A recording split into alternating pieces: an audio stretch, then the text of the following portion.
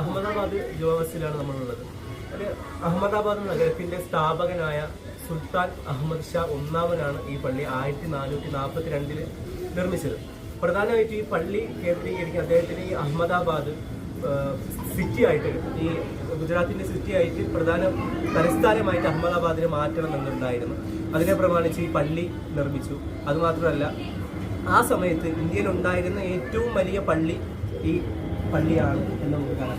പിന്നെ ഈ പള്ളിയിലെ ആർക്കിടെക്ട് ഒരു ഇന്തോ ഇസ്ലാമിക് കൾച്ചർ പ്രകാരം വരുന്നതാണ്. അതായത് പലയിടത്തിലും അതിൻ്റെ ഉള്ളിൽ നോക്കിക്കഴിഞ്ഞാൽ താമരയുടെ ചിത്രങ്ങൾ, കൊത്തുപണികൾ കാണാൻ പറ്റും. പിന്നെ മണികൾ തൂക്കിയിട്ട് നമുക്ക് കാണാൻ പറ്റും. അതൊക്കെ ഈ ആര്യന്മാരും ഹിന്ദുക്കളുമായിട്ടുള്ള ഈ ശില്പികൾ പണിതിട്ട് അതിൻ്റെ അവരുടെ ഒരു എഫക്റ്റായിട്ട് വരുന്നത് പ്രധാന സംഭവം. പിന്നെ ഈ പള്ളിയിൽ പ്രധാനമായിട്ടും 2 തൂണുകളുണ്ടായിരുന്നു, പ്രധാന 2 മിനാരങ്ങൾ. ആ 2 മിനാരങ്ങൾ പറഞ്ഞാൽ അതിൻ്റെ പ്രത്യേകത, ഒന്നിനെന്ത് സംഭവിക്കുന്നു, ഒന്നിനൊരു കുടുക്കം കെട്ടിയാൽ മറ്റതിന് അത് ഭൂമിയായിട്ട് അടിത്തറയായിട്ട് ബന്ധപ്പെട്ട് അതിനും സംഭവിക്കും. അങ്ങനെ ഏകദേശം ഒരു 1819-ലും 1957-ലും 2 ഭൂചലനങ്ങൾ ഉണ്ടാവുന്നു. ആ 2 ഭൂചലനത്തിൽ കൂടി 2 മിനാരങ്ങളും തകർന്നു പോയിട്ടുണ്ട്. അപ്പോൾ അതിൻ്റെ ഒരു ബേസ്മെൻറ്റ് മാത്രമേ ഇപ്പോൾ നമുക്കിവിടെ കാണാൻ പറ്റുള്ളൂ. ഏകദേശം 260-ൽ കൂടുതൽ തൂണുകൾ നമുക്ക് ഈ പള്ളിക്കുള്ളിൽ താങ്ങി നിർത്തിയായിട്ട് കാണാൻ പറ്റും. പിന്നെ ഈ പള്ളിയുടെ വിശാലമായിട്ടുള്ള നടുമുറ്റത്ത് അവിടെ ഒരു ഹൗദ് നമുക്ക് കാണാൻ പറ്റും. ആ ഹൗദ് യഥാർത്ഥത്തിൽ ഹൗദല്ല, അത് ജലസംഭരണിയാണ്, അന്നത്തെ കാലത്തുള്ള ജലസംഭരണിയാണ്.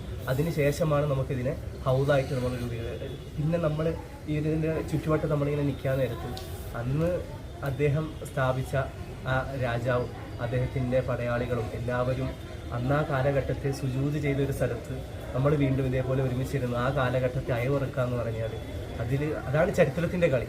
ആ ഒരു കാലത്തിന് അസ്തമിക്കാത്ത ഒരുപാട് സംഭാവനകൾ നമുക്ക് നൽകിക്കൊണ്ടാണ് ഈ ഓരോ സുദിനവും നമുക്ക് കടന്നു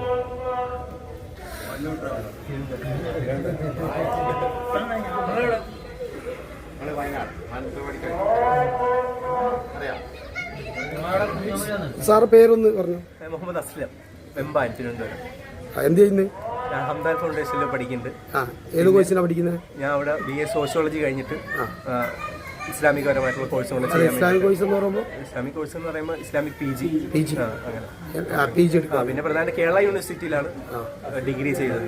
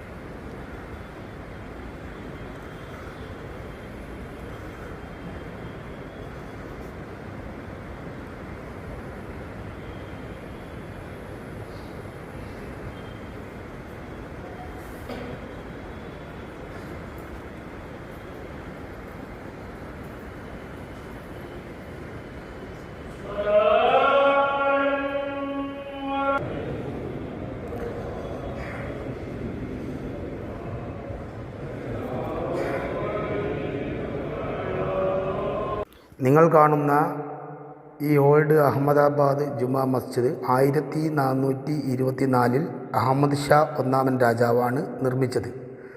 13 വർഷം കൊണ്ടാണ് ഈ പള്ളിയുടെ പണി പൂർത്തീകരിച്ചത്. 1819-ലുണ്ടായ ഭൂകമ്പത്തിൽ ഈ പള്ളിയുടെ 2 വലിയ മിനാരങ്ങൾ തകർന്നു പോകുകയും ആ മിനാരങ്ങളുടെ ബേസ്മെൻറ്റ് മാത്രമാണ് ഇന്ന് നമുക്കവിടെ കാണാൻ സാധിക്കുന്നത്. അതുമാത്രമല്ല, വളരെ പ്രത്യേകതയുള്ളൊരു പള്ളിയാണിത്. ഹിന്ദു, ജൈന, ഇസ്ലാമിക വാസ്തുശില്പകല ഉപയോഗിച്ചുകൊണ്ടാണ് ഈ പള്ളിയുടെ നിർമ്മാണം പൂർത്തീകരിച്ചിട്ടുള്ളത്. ഇതിൻ്റെ താഴികക്കുടങ്ങളിലും തൂണുകളിലുമൊക്കെ താമരപ്പൂവിൻ്റെ ചിത്രങ്ങളും അതോടൊപ്പം തന്നെ മണികളുടെ ചിത്രങ്ങളും മനോഹരമായി കൊത്തിവെച്ചതായി നമുക്ക് കാണാം. ഈ മനോഹരമായ കാഴ്ചയിലേക്ക് നിങ്ങളെ സഹർഷം സ്വാഗതം ചെയ്യുന്നു.